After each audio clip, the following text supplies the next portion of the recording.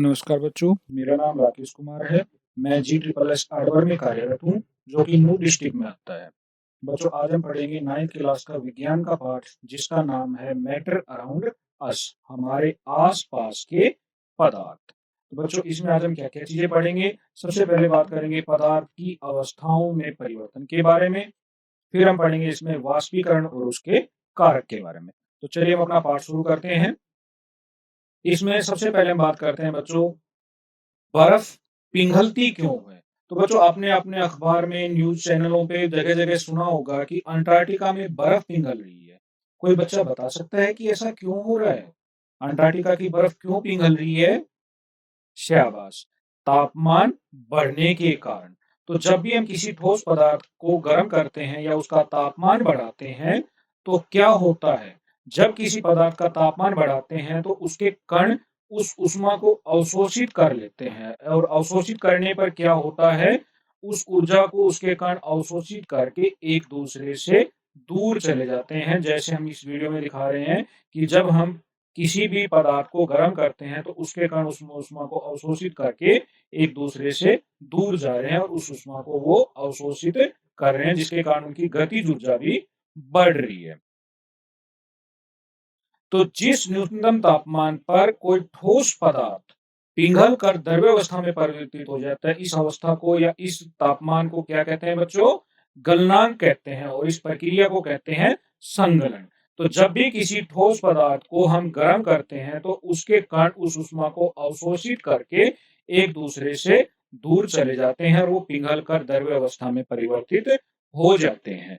इस तापमान को, जिस तापमान पर कोई भी ठोस पदार्थ द्रव्य अवस्था में परिवर्तित होता है, उसको हम कहते हैं उसका गलनांक। तो जब भी किसी पदार्थ को गर्म किया जाता है, तो उसके कणों के बीच में जो आकर्षण बल है, वो कम हो जाता है और कण एक दूसरे से दूर चले जाते हैं। जैसे हम यहाँ पे बर्फ की बात करें, तो बच्चों बर्फ का गलनांक कितना होता है? 273.15 केल्विन, या इसको हम सेल्सियस में बात करें तो 0 डिग्री सेल्सियस। अब ठोस अवस्था से द्रव्य अवस्था में भी हम परिवर्तित कर सकते हैं, ये तो हमने अभी पढ़ा है। जैसे हम यहाँ पे मोम का उदाहरण भी लेके हम बात करते हैं कि जब भी किसी ठोस पदार्थ को हम गर्म करते हैं, तो वह पिघल कर द्रव्य अवस्था में परिवर्तित हो जाता है। जैसे हमने बच्चों मोमबत्ती जलाई होगी, घर में मोम देखा होगा, तो उसको हम जलाते हैं, तो उसका जो मोम है, जब उसको जलाते हैं तो वो गर्म होकर द्रव्य अवस्था में परिवर्तित हो जाता है। यही चीज हम यहाँ पे आपको बच्चों वीडियो के माध्यम से भी दर्शा रहे हैं कि ठोस मोम लिया, उसको जब गर्म करते हैं तो वो द्रव्य अवस्था में परिवर्तित हो जाता है। चलिए आगे बात करते हैं अब हम। बच्चों, आपने अपने आसपास में रोड बनते हुए देखा होगा। तो उस रोड में क्या करते हैं? तार को लेते हैं, उसको गर्म करके उस रोड में रोड़ियों के साथ डालते हैं और धीरे-धीरे वो जो द्रव्य अवस्था में हमारा तारकोल था, वो ठोस अवस्था में परिवर्तित हो जाता है।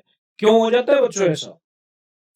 क्योंकि जो द्रव्य है वो अपना, उसका जब हम तापमान कम करते हैं, तो वो द्रव्य अवस्था से ठोस अवस्था में परिवर्तित हो जाता है। तो इसी तरीके से हम किसी भी ठोस पदार्थ का तापमान कम करके उसको द्रव्य अवस्था में परिवर्तित कर सकते हैं। तो ये बच्चों हमने अभी बात की ठोस से द्रव्य में कैसे परिवर्तित किया जाता है और गैस द्रव्य से ठोस में कैसे परिवर्तित किया जाता है। अब हम अगली अवस्था परिवर्तन की बात करते हैं। तो बच्चों, आपने अपने घर में देखा होगा मम्मी को खाना बनाते हुए। तो कैसे पता लगता है आपकी मम्मी को या आपको कि किचन में जो हम खाना पका रहे हैं वो खाना पक गया है? कुकर की सीटी की आवाज से। तो बच्चों, कुकर की सीटी आवाज क्यों करती है? क्योंकि जो खाना पकाने के लिए जो हमारे खाने में हमने पानी डाला हुआ है, वो उस ऊष्मा को अवशोषित करके भाप में परिवर्तित हो जाता है, गैस में परिवर्तित हो जाता है और वो उस सीटी से या उस प्रेशर कुकर से जब बाहर निकलने की प्रयास करता है, तो उस कुकर में सीटी बजती है और उस सीटी की आवाज से हमें पता लग जाता है कि बच्चों हमारा जो खाना है वो पक गया है। तो यहाँ पे हमने बात की तापमान का प्रभाव। तो इस तरीके से हम तापमान के प्रभाव की यहाँ पे बात कर सकते हैं कि जब भी किसी द्रव्य को, ठोस को गर्म किया जाता है, तो द्रव्य अवस्था में परिवर्तित हो जाता है। द्रव्य को गर्म करते हैं तो वो किस में परिवर्तित हो जाता है? गैस में। तो बच्चों ऐसा क्यों होता है कि जब भी हम किसी पदार्थ को गर्म करते हैं, चाहे वो ठोस है, चाहे द्रव्य है, उसके कण ऊष्मा को अवशोषित करके एक दूसरे से दूर चले जाते हैं, उनकी गतिज ऊर्जा बढ़ जाती है। तो यहाँ पे जैसे बच्चों जल के कणों की ऊर्जा उसी तापमान पर बर्फ के कणों की ऊर्जा से अधिक होती है। मतलब 273 केल्विन जो 0 डिग्री सेल्सियस हमारा टेम्परेचर है, उसमें जल के कणों की जो ऊर्जा है, वो बर्फ के कणों की ऊर्जा से अधिक होती है। उसी ऊर्जा के कारण वो पिघलता है। तो इस तरीके से बच्चों हम बता सकते हैं।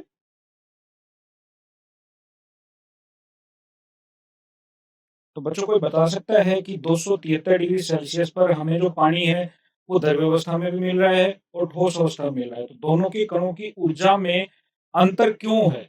बर्फ के कणों की ऊर्जा की अपेक्षा जल के कणों की ऊर्जा अधिक होती है। क्यों होती है, कोई बच्चा बता सकता है? शाबाश। क्योंकि 273 डिग्री सेल्सियस पे 0 डिग्री सेल्सियस पे जब हम उसको गर्म करते हैं, तो उसकी अवस्था में परिवर्तन होता है। क्यों होता है उसकी अवस्था में परिवर्तन? जो उसके कण हैं, वो उस ऊर्जा को अवशोषित कर लेते हैं। इसके कारण जल के कणों की ऊर्जा बर्फ के कणों की ऊर्जा से अधिक होती है। अब यहाँ पे जो एक इम्पोर्टेंट चीज़ हम यहाँ पे बात करने जा रहे हैं कि जब तक वो बर्फ जल में परिवर्तित हो रही है, मतलब एक अवस्था से दूसरी अवस्था में जब उसमें परिवर्तन हो रहा है, तो उसके तापमान में परिवर्तन नहीं होता। क्यों नहीं होता? क्योंकि जो हम ऊष्मा दे रहे हैं, वो उसका तापमान बढ़ाने की बजाय उसकी अवस्था परिवर्तन में इस्तेमाल हो रही है। और इस ऊष्मा को हम कहते हैं गुप्त ऊष्मा। मतलब जो हम ऊष्मा पदार्थ को दे रहे हैं, वो उसकी गुप्त ऊष्मा में परिवर्तित होके उसकी अवस्था परिवर्तन में मदद कर रही है। इस वजह से उस पदार्थ का तापमान परिवर्तित नहीं होता। चलिए, अब हम आगे बात करते हैं। 373 डिग्री से सॉरी 373 डिग्री केल्विन या 100 डिग्री सेल्सियस पर जल के कणों की ऊर्जा उसी तापमान पर बर्फ के कणों की ऊर्जा से और भी अधिक हो जाती है। मतलब 100 डिग्री सेल्सियस पे बात करें तो वही सेम हमने जो 0 डिग्री सेल्सियस पे बर्फ के कणों की ऊष्मा की बात की कि जल के कणों की ऊर्जा बर्फ के कणों की ऊर्जा से अधिक होती है। ऐसे ही 373 केल्विन पे या 100 डिग्री सेल्सियस पे जल के कणों की ऊर्जा उसी तापमान पर जो हमारे पास बर्फ या पानी उस तापमान पर उपस्थित है, उसके कणों से जल के कणों की ऊर्जा अधिक होती है। क्यों होती है? वही चीज हमने अभी बात की थी बेटा कि जब हम किसी पदार्थ को गर्म करते हैं, तो उसके कण उस ऊर्जा को अवशोषित करके गतिज ऊर्जा उसकी गुप्त ऊष्मा में परिवर्तित हो जाता है और उसकी अवस्था में परिवर्तन के कारण उनकी ऊर्जा बढ़ जाती है। चलिए आगे बात करते हैं अब हम। वायुमंडलीय दाब पर वह तापमान जिस पर वह द्रव्य उबलने लगता है, उसे इसका क्वथनांक कहते हैं। तो बच्चों यहाँ पे हमने बात की क्वथनांक क्या होता है? वह तापमान जिस पर कोई द्रव्य उबलने लगता है, उसे उस पदार्थ का क्वथनांक कहते हैं। द्रव्य के सभी कणों को इतनी ऊर्जा मिलती है कि वे वाष्प में परिवर्तित हो जाते हैं। तो बच्चों अभी हमने थोड़ी देर पहले बात की थी कि जब भी हम किसी पदार्थ को गर्म करते हैं, तो उसके कण ऊर्जा को अवशोषित कर लेते हैं। तो इस कारण उनकी अवस्था में परिवर्तन हो जाता है। तो द्रव्य के सभी कणों को जब इतनी ऊर्जा मिलती है कि वे वाष्प में बदल जाते हैं, तो वो उबलना शुरू कर देते हैं। और उस तापमान को, जिस तापमान पर वह पदार्थ हमारा उबलने लग रहा है, उस तापमान को क्या कहते हैं? उस पदार्थ का क्वथनांक कहते हैं। चलिए आगे बात करते हैं अब हम। उसमें ऊर्जा देने पर कण अधिक तेजी से गति करते हैं और एक निश्चित तापमान पहुंचकर इस कणों में इतनी ऊर्जा आ जाती है कि वे परस्पर आकर्षण बल तोड़कर स्वतंत्र हो जाते हैं और इस तापमान पर द्रव्य गैस में बदलना शुरू हो जाता है। मतलब गैस में कोई भी पदार्थ कैसे परिवर्तित होता है? जब हम किसी पदार्थ को ऊष्मीय ऊर्जा देते हैं, तो उसके कणों की गतिज ऊर्जा बढ़ जाती है और इसके कारण एक निश्चित तापमान पर पहुंचकर उसके कण इतने अधिक ऊर्जावान हो जाते हैं कि वे एक दूसरे के आकर्षण बल को तोड़कर स्वतंत्र हो जाते हैं। और वह उस तापमान पर द्रव्य किसमें परिवर्तित हो जाता है बच्चों? गैस में। यही हमने अभी बात की थी कि जब हम किचन में खाना बनाते हैं, तो खाना पक गया है कैसे पता लगता है? सीटी की आवाज से। अब बात आती है सीटी क्यों बजती है? क्योंकि हमारा जो पदार्थ, जो उसमें जल उसके अंदर भरा हुआ था, वो उस ऊर्जा को अवशोषित करके किस में परिवर्तित हो गया? गैस में परिवर्तित होके वो सीटी उस कुकर से बाहर निकलने का प्रयास करता है, जिसके कारण उसमें सीटी बजनी शुरू हो जाती है। तो वायुमंडलीय दाब पर वह तापमान जिस पर कोई द्रव्य उबलने लगता है, उसे उस पदार्थ का क्या कहते हैं बच्चों? क्वथनांक कहते हैं। ऐसे ही जो हमारे गैस के सिलेंडर हैं, उनके अंदर गैस भरी हुई होती है एक दबाव के साथ। इसी दबाव के कारण जब हम उसमें अपना रेगुलेटर लगाते हैं, उसमें से गैस निकालते हैं, तो वो तो उस दबाव से बाहर निकलना शुरू हो जाती है।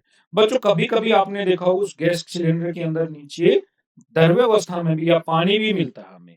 क्यों मिलता है वह पानी? क्योंकि उस तापमान पर वह जो गैस उसके अंदर भरी हुई है, वो उस दबाव के कारण गैस में परिवर्तित हुई है और उसी दबाव के कारण कुछ मात्रा में वह द्रव्य में भी परिवर्तित हो चुकी है। चलिए, अब हम आगे बात करते हैं। क्या आपने कभी अपने किसी ठोस पदार्थ अवस्था से पदार्थ को गैसीय अवस्था में परिवर्तित होते देखा है? बच्चों, अब तक तो हमने जो बात की थी कि किसी पदार्थ को जब हम गर्म करते हैं तो ठोस से वो पहले द्रव्य में परिवर्तित होता है और द्रव्य से गैस में। लेकिन कुछ पदार्थ ऐसे होते हैं जो ठोस अवस्था से सीधे गैस में परिवर्तित हो जाते हैं। अच्छा, बता सकते हो कौन सा पदार्थ है वह? शाबाश, कपूर की गोली।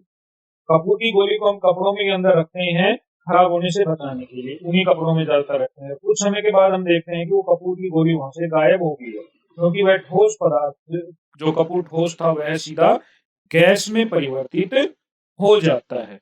बच्चों, बता सकते हो इस अवस्था परिवर्तन को या इस परिवर्तन को हम क्या कहते हैं? शाबाश, ऊर्ध्वपातन कहते हैं। जब गैस पर दाब बढ़ा दें और तापमान घटा दें, तब गैस द्रव्य में बदल जाती है। तो बच्चों, अभी तो हमने ठोस से द्रव्य, द्रव्य से गैस में बात की थी। अब हम वापस बात करें गैस से द्रव्य में कैसे परिवर्तित कर सकते हैं। कि जब गैस के ऊपर हम प्रेशर बढ़ाते हैं, उसका ऊपर दबाव बढ़ाते हैं और तापमान घटाते हैं, तो उसके कारण एक दूसरे के नजदीक आ जाते हैं और गैस किस में परिवर्तित हो जाती है? द्रव्य अवस्था में परिवर्तित हो जाती है। मतलब किसी भी गैस के ऊपर दबाव बढ़ाकर और उसका तापमान घटाकर उसको द्रव्य अवस्था में परिवर्तित किया जा सकता है। चलिए आगे बात करते हैं। ठोस कार्बन डाइऑक्साइड, जिसको हम क्या कहते हैं बच्चों? शुष्क बर्फ भी कहते हैं। ड्राई आइस भी इसी को कहते हैं। तो यह कैसे बनती है? जब द्रव्य गैसीय कार्बन डाइऑक्साइड को वायुमंडलीय दाब पर ठोस अवस्था में आए बिना सीधे गैस में परिवर्तित कर सकते हैं। कैसे? अभी हमने बात की थी पीछे की उसके ऊपर दबाव बढ़ाकर और तापमान कम करके कार्बन डाइऑक्साइड गैस को हम ठोस अवस्था में परिवर्तित कर देते हैं, जिसको हम कहते हैं शुष्क बर्फ। चलिए आगे बात करते हैं। अब हम ठोस अवस्था से गैसीय अवस्था में परिवर्तन की, जो हमने अभी बात की थी ऊर्ध्वपातन की। तो गैस जैसे ड्राई आइस, जो हमारी शुष्क बर्फ है, शुष्क बर्फ कौन सी होती है हमारी? शाबाश, सॉलिड कार्बन डाइऑक्साइड। उसको अगर हम कमरे के तापमान पर छोड़ देते हैं, तो वह द्रव्यावस्था में परिवर्तित हुए बगैर सीधी गैसीय अवस्था में परिवर्तित हो जाती है। जैसा हमने अभी थोड़ी देर पहले कपूर की बात की थी, उसी तरीके से ड्राई आइस, जो हमारी शुष्क बर्फ है, वो भी ठोस से सीधा गैस में परिवर्तित हो जाती है। इस प्रक्रिया को हम कहते हैं सब्लिमेशन या ऊर्ध्वपातन। मतलब वह प्रक्रिया जिससे कोई भी ठोस पदार्थ बिना द्रव्यावस्था में गए सीधा गैसीय अवस्था में परिवर्तित हो जाता है, उसको हम क्या कहते हैं बच्चों? सब्लिमेशन या ऊर्ध्वपातन। ऐसे ही किसी गैसीय अवस्था से ठोस अवस्था में भी हम परिवर्तन कर सकते हैं। जैसे सबने सर्दियों में एक पत्ते पर पाड़ा पड़ते हुए देखा होगा। तो पाड़ा आता कहां से है? कि जब तापमान कम होता है तो जो वायुमंडल में भाप है, वो उस पत्ते पर जमना शुरू हो जाती है, पाले के रूप में हमें दिखाई देनी शुरू हो जाती है। इस प्रक्रिया को क्या कहते हैं बच्चों? डिपोजिशन या निक्षेपण। तो वह प्रक्रिया जिससे कोई गैस सीधे ठोस अवस्था में परिवर्तित हो जाती है, उसको क्या कहते हैं बच्चों? डिपोजिशन या निक्षेपण। चलिए आगे हम बात करते हैं गैसीय अवस्था में से द्रव्य अवस्था में परिवर्तन के और कोई उदाहरण बता सकते हो बच्चों? शाबाश। अब सर गर्मियों का मौसम है, हम ठंडा पानी पीते हैं, फ्रिज से निकाल के ठंडा पानी पीते हैं। उस गिलास को जिसमें ठंडा पानी रखा, उसको थोड़ी देर अगर हम बाहर छोड़ देते हैं, तो क्या होता है बच्चों? उसके ऊपर पानी की बूंदे दिखाई देना शुरू हो जाती है। तो वो पानी आया कहाँ से? उस पानी जो वायुमंडल में जो गैसीय अवस्था में पानी था, वो द्रव्य अवस्था में परिवर्तित होकर उसकी गिलास की सतह पर तापमान कम होने के कारण जमना शुरू हो जाता है। तो इस प्रक्रिया को हम कहते हैं संघनन या कंडेंसेशन। चलिए, अब दिए गए वीडियो में कोल्ड ड्रिंक के गिलास पर पानी की बूंदें देखी हैं। यह क्या हो रहा है बच्चों? बताओ, यह प्रक्रिया कौन सी है? जो अभी हमने बात की पानी के गिलास की, वही अब हम कोल्ड ड्रिंक के गिलास की बात कर रहे हैं। उसमें पानी की बूंदें जमती हुई दिखाई देती हैं। कोल्ड ड्रिंक, ठंडी कोल्ड ड्रिंक है, उसकी गिलास की बाहरी सतह पर। यह प्रक्रिया क्या कहलाती है? शाबाश, संघनन कहलाती है, जिसके बारे में अभी हम बात कर रहे थे। तो संघनन में क्या होता है कि कोई भी गैस सीधे द्रव्य अवस्था में परिवर्तित हो जाती है। चलिए, तो यह प्रक्रिया क्या हमारी? संघनन है, कंडेंसेशन है। चलिए आगे बात करते हैं अब हम जानते हैं कि पदार्थ के कण हमेशा गतिशील होते हैं और कभी रुकते नहीं। एक निश्चित तापमान पर गैस, द्रव्य या ठोस के कणों में विभिन्न मात्रा में गतिज ऊर्जा होती है। द्रव्य में सतह पर स्थित कणों के कुछ अंशों में इतनी गतिज ऊर्जा होती है कि वे दूसरे कणों के आकर्षण बल से मुक्त हो जाते हैं। क्वथनांक से कम तापमान पर द्रव्य के वाष्प में परिवर्तित होने की इस प्रक्रिया को वाष्पीकरण कहते हैं। तो यही चीज बच्चों आपने देखी होगी, जो हमारे कपड़े हैं, गीले कपड़े हैं, तेज हवा में जल्दी सूख जाते हैं। क्यों सूख जाते हैं बच्चों? कोई बच्चा बताएगा कि जब हम गीले कपड़ों को तेज हवा के अंदर डालते हैं तो वो सूख जाते हैं। क्यों सूख जाते हैं? क्योंकि वायु की गति में वृद्धि होने के कारण जो कपड़ों के ऊपर जल वाष्प के कण थे, जो जल था, वो वाष्पीकरण के द्वारा जल वाष्प में परिवर्तित हो रहा था, वो वायु के साथ उड़ जाते हैं और उसके कारण उसके आसपास जल वाष्प की मात्रा घट जाती है। तो अगर हमारा शुष्क वातावरण है या जल वाष्प की मात्रा हमारे वातावरण में कम है, तो वाष्पीकरण क्या हो जाता है? जल्दी हो जाता है और हमारे कपड़े जल्दी सूख जाते हैं। तो ये हमारा एक कारक है जिसके कारण हमारा वाष्पीकरण प्रभावित होता है। तो सबसे पहला कारण जो हमने बात की, वायु की गति, और दूसरा जल वाष्प की मात्रा। कि अगर हमारे आसपास जल वाष्प की मात्रा कम है तो वाष्पीकरण क्या होगा? ज्यादा होगा। या वायु तेज गति से चल रही है तो भी क्या होगा? वाष्पीकरण क्या होगा बच्चों? ज्यादा होगा। चलिए, दूसरा हम बात करते हैं स्थायी क्षेत्रफल। स्थायी क्षेत्रफल का वाष्पीकरण के ऊपर क्या प्रभाव पड़ता है? तो बच्चों, मेरे पास एक पानी का गिलास है और उसको मैंने सड़क पे बखेर दिया या फर्श पे डाल दिया, तो क्या होगा? वो पानी जो गिलास के अंदर था, वो फैलाने के कारण जल्दी उड़ जाता है। वाष्पीकरण उसका जल्दी हो जाता है। क्यों हो जाता है बच्चों? क्योंकि उसका स्थायी क्षेत्रफल बढ़ जाता है। तो अगर हम स्थायी क्षेत्रफल बढ़ाते हैं तो भी हमारा क्या हो जाता है? वाष्पीकरण जल्दी हो जाता है। चलिए, तीसरे अगले उदाहरण की बात करते हैं, आर्द्रता। तो बच्चों, आर्द्रता क्या होती है? निश्चित तापमान पर वायु में मौजूद जल वाष्प की मात्रा को क्या कहते हैं? आर्द्रता। तो अगर आर्द्रता कम है, जो हमने अभी कपड़ों के उदाहरण में भी बात की थी, और वही चीज यहाँ पे दर्शा रहे हैं कि अगर आर्द्रता कम होती है तो वायु में जल की मात्रा भी क्या हो जाती है? कम हो जाती है और वाष्पीकरण बढ़ जाता है। और अगर आर्द्रता बढ़ती है तो वायु में जल की मात्रा भी अधिक होती है, तो वाष्पीकरण क्या हो जाएगा? कम हो जाएगा। तो बच्चों, आज हमने क्या क्या चीजें सीखी? सबसे पहले बात की पदार्थ की अवस्थाओं में परिवर्तन कैसे होता है, कि वो अंतर परिवर्तित होती हैं। पदार्थ की अवस्थाओं में परिवर्तन किस कारण होता है? तापमान और दबाव से हम उसमें परिवर्तन कर सकते हैं। तो उसके बाद बात की उध्रुपातन क्या होता है बच्चों? उध्रुपातन क्या होता है? जिसमें ठोस पदार्थ बिना द्रव्य अवस्था में परिवर्तित हुए सीधे गैसीय अवस्था में आ जाता है। फिर हमने निक्षेपण प्रक्रिया की बात की, जिसमें गैसीय पदार्थ सीधे ठोस अवस्था में आ जाते हैं।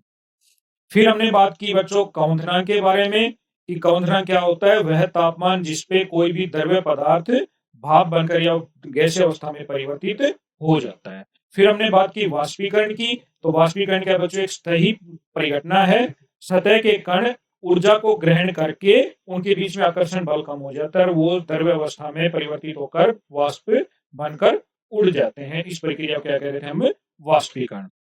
फिर हमने बात की वाष्पीकरण को कौन कौन से कारक परिवर्तित करते हैं, किन कारणों के ऊपर हमारा वाष्पीकरण निर्भर करता है। पहला हमने बात की स्थायी क्षेत्रफल, दूसरी हमने बात की तापमान, तीसरी हमने बात की आर्द्रता और चौथा कारक कौन सा था बच्चों?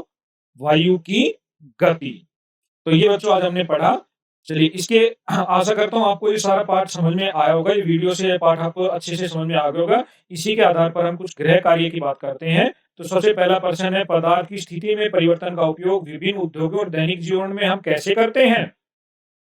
दूसरे प्रश्न करना है हमें बच्चों, वाष्पीकरण और संघनन में क्या अंतर है? और तीसरा प्रश्न बच्चों हम करेंगे, किसी भी पदार्थ की अवस्था परिवर्तन के दौरान तापमान स्थिर क्यों रहता है? तो चलिए सबसे पहला प्रश्न हल करते हैं। अब दूसरा प्रश्न हल करते हैं।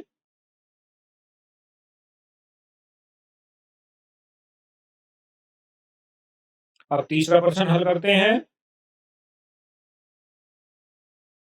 धन्यवाद बच्चों। आशा करता हूँ ये वीडियो आपने को अच्छे से समझ में आई होगी और ये आपकी पढ़ाई में काफी यूजफुल रहेगी। धन्यवाद।